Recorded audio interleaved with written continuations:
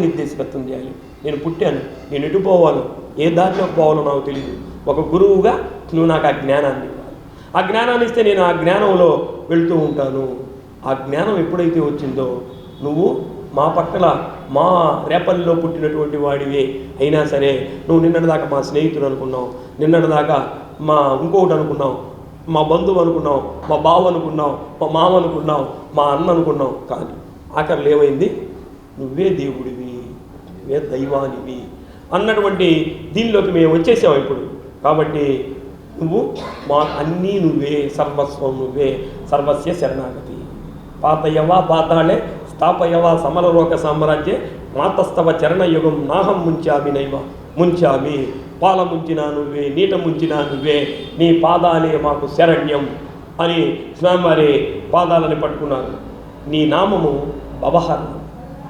నీ నామం ఎలాంటిదంటే మేము సంసారంలోకి వచ్చేసాం, ఈ భూలోకంలో పుట్టాం. భూలోకంలో పుట్టినటువంటి ప్రతి వాడికి కూడా ఈ లంపటం ఉంటుంది, ఈ సంసారం అనే లంపటం ఉంటుంది.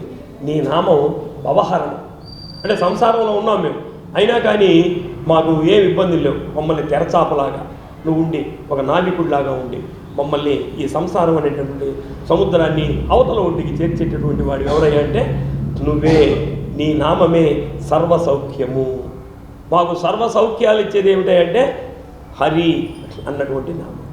కాబట్టి మాకు ఇంకేం ఇబ్బంది లేదు, నువ్వు మాకు దొరికావు, హరి అన్నటువంటి నామం దొరికింది. మాకు సర్వసౌఖ్యాలు ఇచ్చేటటువంటి నామం నీ నామం. అమృతపూర్ణం, అమృతంతో కూడినటువంటిది. హరి హరి హరి హరి హరి హరి హరి హరి. ఓ బజార్లోనండి లాలాజలం ఊరుతుంది మనకి. లాలాజలం ఊరి ఊరింది నాకు, లాలాజలం ఉంది. ఈ లాలాజలం ఏం చేస్తాం? మనం లోపలికి మింగుతాం. అంటే భూలోకంలో మనకి అమృతం, వేరే అమృతం దొరకదు. అమృతం ఎలా వస్తుందంటే భగవంతుడి నామాన్ని ఉచ్చరించగా ఉచ్చరించగా ఉచ్చరించగా మనలో ఉన్నటువంటి లాలాజలమే అమృతంగా మారిపోయి అది మనలోకి వెళ్ళిపోతుంది, మనల్ని ఎటువంటి ఇబ్బందులు లేకుండా చేస్తుంది. అది అమృతపూర్ణమైనటువంటిది నీ నామం, అమృతం అది. మేము నీ నామాన్ని అనగా అనగా అనగా అనగా మా హృదయం కూడా ఏమైపోయింది? అమృత భాండంలాగా తయారైపోయింది.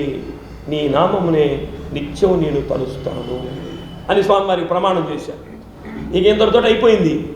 ఇక నీ ఇంటికి నువ్వు, నా ఇంటికి నేను. కథ కంచికి మనం ఇంటికి కాదు, కథ కంచికి మనం ఇంటికి కాదు. కథ కంచికి అని కథ కంచికి అని ఎందుకు అన్నారంటే కంచి మోక్షపురం, సప్త మోక్షపురాలలో మోక్షపురం కానీ కథ కంచికి అని మనం ఎందుకు అంటారు? పిల్లలకి మనం కథ చెప్పినప్పుడు ఏమంటాం? బాయ్ కథ కంచికి మనం ఇంటికి అంటాం. ఎందుకని కంచికి అన్నారు? మన జీవితాలన్నీ కూడా మోక్షానికి చేరాలి.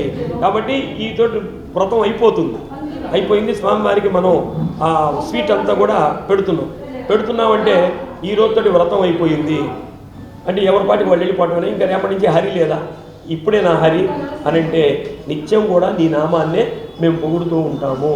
కాబట్టి నీ హరి అన్నటువంటి నామమే మాకు నిత్యం తలుస్తాము అని చెప్పి స్వామివారికి చెబుతూ ఉన్నారు.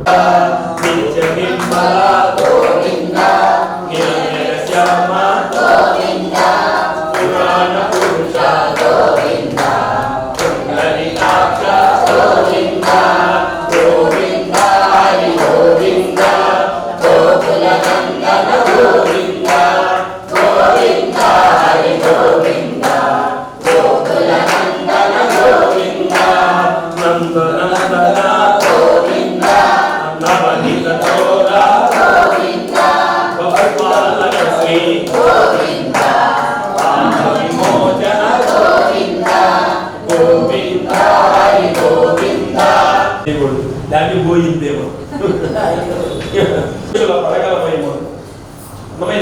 తిరుమల కొండకు వచ్చాడు కూడా రెండు చేతులు పైకెత్తి గోవిందా గోవిందా గోవిందా అని అంటుంటే ఈయన రాసింది. ఆ దృశ్యం చూశాడు, అన్నమయ్య వచ్చాడు. అదిగో అల్లదిగో శ్రీహరివాసం. రెండు చేతులు పైకెత్తి యొక్క గోవిందనాడే ఇలా పాడి వరా అన్నటువంటి వాద్యాన్ని గోపికలు పొందారు. వాడే మళ్ళీ పంపించారు కాబట్టి ఆ భక్తి పాలసీలో చిలక పైకి కొలుసూతున్నా అని వీళ్ళందరూ కూడా బయటకు వచ్చారు. ఎలా ఉండాలయ్యా ఈ సన్మానం అంటే సీతమ్మను రాముడు సన్మానం చేసిన తర్వాత వీళ్ళందరూ కూడా ఈ గోపికలు ఏదైతే ఈ వ్రతం చేసుకుంటారో దీన్నే కోడాలి పాసులుగా కూడా మనకి ప్రసిద్ధులు. ఈరోజు పాంచజన్యం లాగా మనం ఉండాలి కూడా చక్కగా స్వామి వారికి మళ్ళీ మంగళం పాడుతూ గంగా ఉత్సవంలో మొత్తం ఉండాలా 5 గుంజాలు 5 గుంజాలు గోవిందా గోవిందా గోవిందా